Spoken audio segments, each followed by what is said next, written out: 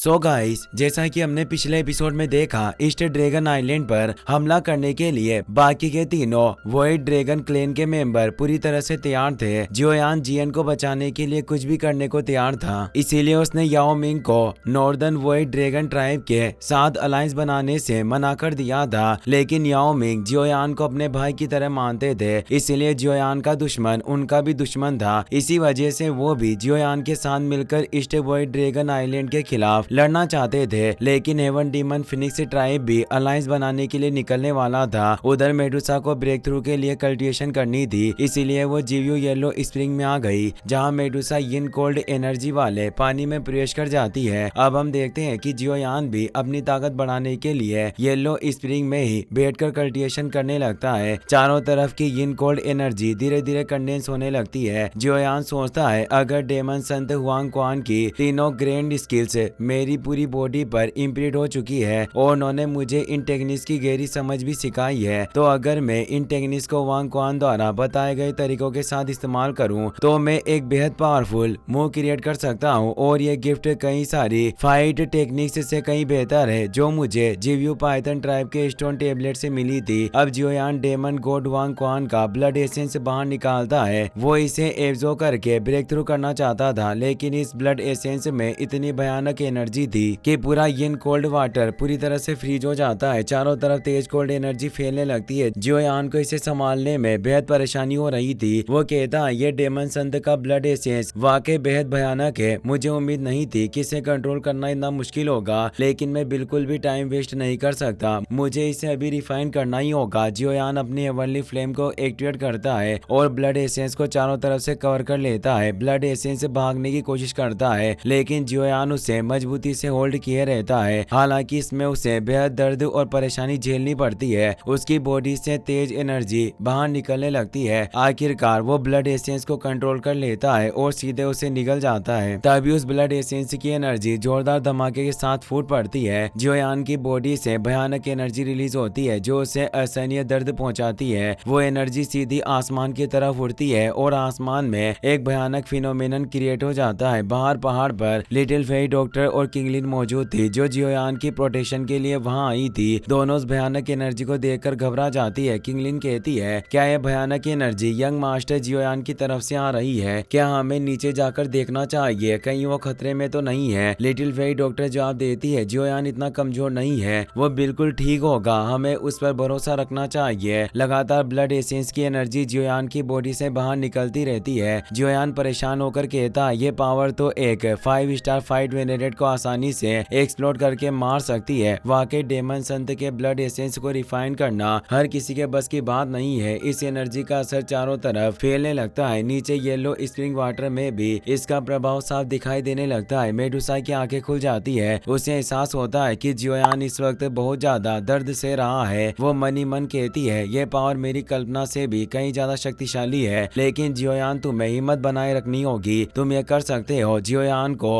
अपने दोस्त को बचाना था और अपने पिता की रक्षा भी करनी थी, इसीलिए वो कमजोर नहीं पड़ता और उस भयानक एनर्जी को सहता रहता है। कुछ दिन इसी तरह गुजर जाते हैं। धीरे धीरे ब्लड एसेंस की पावर शांत होने लगती है। यह देखकर किंगलिन कहती है, सिस्टर लिटिल फेई डॉक्टर, 3 दिन हो चुके हैं, अब एनर्जी फ्लक्चुएशन काफी कम हो गया है। लगता है यंग मास्टर जियोयान की कल्टिवेशन जल्दी पूरी होने वाली है। लिटिल फेई डॉक्टर भी यही महसूस कर रही थी। तभी नीचे से एक बार फिर तेज एनर्जी रिलीज होने लगती है, जो इस बात का संकेत थी कि कल्टिवेशन अब समाप्त होने वाली है। लिटिल फेई डॉक्टर थोड़ा परेशान हो जाती है और किंगलिन से कहती है, हमें नीचे जाकर देखना चाहिए। उधर जीव्यू पैलेस से भी ये एनर्जी साफ दिखाई दे रही थी। क्लैन के सीनियर चिंता में पड़ जाते हैं, आखिर वहाँ हो क्या रहा है, इतनी स्ट्रॉन्ग एनर्जी फ्लक्चुएशन कैसे क्रिएट हो रहा है। लेकिन क्लैन लीडर का सख्त आदेश था कि इस इलाके के पास कोई नहीं जाएगा और सभी समझ जाते हैं निश्चित रूप से यह सब उनके सम्मानित अतिथि जियोयान की वजह से ही हो रहा है। वहीं अब हम याओ मिंग को देखते हैं, जो अपने तीनों एल्डर्स के साथ इस नजारे को देख रहा होता है। याओ मिंग कहते हैं, ऐसा लगता है कि भाई जियोयान जियोयान की कल्टिवेशन जल्दी खत्म होने वाली है। एक एल्डर बोलता है, ये लो जीव्यू स्प्रिंग से बहुत ही पावरफुल ऑरा दिखाई दे रहा है। क्या मिस्टर जियोयान 2 स्टार फाइट संत लेवल तक पहुंच गए होंगे? याओ मिंग सिर हिलाते हुए कहते हैं, डेमन संत का ब्लड एसेंस वाकई बेहद शक्तिशाली है, लेकिन फाइट संत लेवल पर सिर्फ 1 स्टार की बढ़ोतरी करना भी बेहद मुश्किल होता है। इसीलिए अगर थोड़ा सा भी इम्प्रूवमेंट हुआ होगा तो वो भी बहुत बड़ी बात होगी। हमें खुद वहां जाकर देखना चाहिए। और जो जानकारी हमें हेवन डीमन फिनिक्स ट्राइब के बारे में मिली है वो भी जियोयान को बतानी होगी। इतना कहकर वो तीनों वहीं से निकल पड़ते हैं और सीधे जीव्यू स्प्रिंग की घाटियों में पहुंच जाते हैं। जब वो जियोयान की कल्टिवेशन वाली जगह के पास पहुंचते हैं तो वहां बर्फ का एक विशाल टोर्नेडो बना हुआ होता है जो कोल्ड इन एनर्जी और डेमन संत के ब्लड एसेंस से क्रिएट हुआ था। जियोयान के ओरा को महसूस करते हैं तीनों एल्डर हैरान रह जाते हैं। उन्हें साफ एहसास हो जाता है कि जियोयान 1 स्टार फाइट संत के लेट स्टेज यानी पीक पर पहुंच चुका है। वहीं लिटिल फेई डॉक्टर और किंगलिन पहले से ही वहीं मौजूद थी। याओ मिंग उनके पास आते हैं और कहते हैं, लगता है आप दोनों काफी देर से यहाँ इंतजार कर रही है। लिटिल फेई डॉक्टर जवाब देती है, जियोयान अभी भी कल्टिवेशन में है, अब बस उसका आखिरी कदम बाकी है, उसके बाद उसका ब्रेक थ्रू पूरी तरह कंप्लीट हो जाएगा। तभी उस बर्फीले टोर्नेडो से एक जबरदस्त एनर्जी वेव बाहर निकलती है। अब वो पल आ चुका था जब जियोयान अपनी सारी एनर्जी को पूरी तरह कंडेंस कर रहा था। जैसे ही वो चैन की सांस लेता है उसकी बॉडी से तेज और पावरफुल एनर्जी फूट पड़ती है। पूरा टोर्नेडो और आसपास जमी हुई सारी बर्फ एक ही झटके में टूट जाती है। जियोयान की पूरी बॉडी गोल्डन एनर्जी से चमक रही होती है। अब वो पहले से कई गुना ज्यादा पावरफुल हो चुका था। ये नजारा देखकर लिटिल फेई डॉक्टर और किंगलिन दोनों बेहद खुश हो जाती है। जियोयान भी मुस्कुरा रहा था क्योंकि कुछ ही दिनों की कल्टिवेशन में वो 1 स्टार फाइट संत के लेट स्टेज तक पहुंच चुका था। वो जल्दी से अपने दोस्तों के पास आता है। किंगलिन उसे ब्रेक थ्रू की बधाई देती है और लिटिल फेई डॉक्टर भी उसे मुबारकबाद देती है। जियोयान मुस्कुराकर कहता है, थैंक यू इन दिनों मेरी हिफाजत करने के लिए। तभी याओ मिंग भी हंसते हुए आगे आते हैं, भाई जियोयान तुम वाकई बेहद इम्प्रेसिव हो। इतनी कम उम्र में तुम पहले ही 1 स्टार फाइट संत के लेट स्टेज तक पहुंच गए हो। जियोयान विनम्रता से कहता है, ये सब आपकी मदद और डेमन संत के ब्लड एसेंस की वजह से हुआ है। आपने मुझे इस यूनिक एनर्जी से भरी जगह पर कल्टिवेशन करने का मौका दिया। मैं आपका दिल से आभारी हूँ।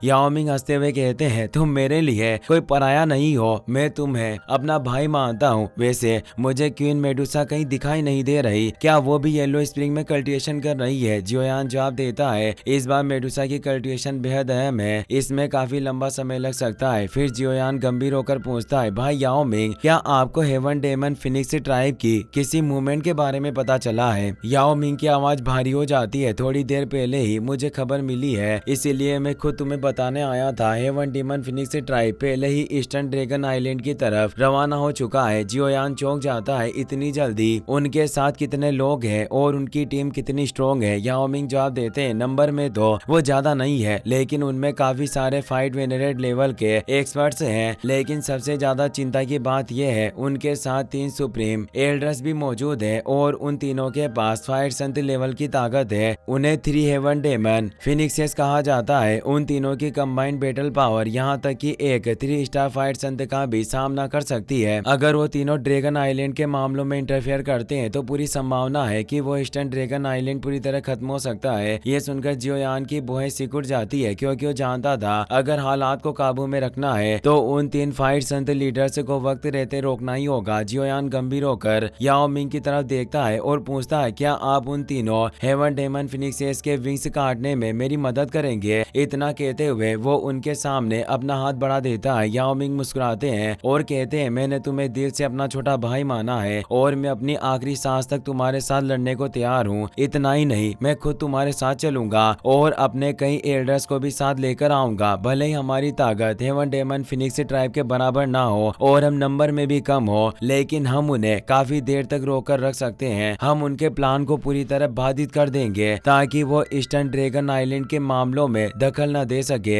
ये सुनकर जियोयान दिल से भावुक हो जाता है। वो याओ मिंग को झुककर धन्यवाद देता है और साथ ही सभी एल्डर्स का भी शुक्रिया अदा करता है। एक एल्डर मुस्कुराकर कहता है, आप हमारे लीडर के सबसे अच्छे दोस्त हैं, आपको हमें थैंक्स कहने की कोई जरूरत नहीं है। तभी लिटिल फेई डॉक्टर जियोयान से कहती है, काइलिन अभी भी अंदर कल्टिवेशन कर रही है, अगर हम यहाँ से चले गए तो क्या वो सुरक्षित रहेगी?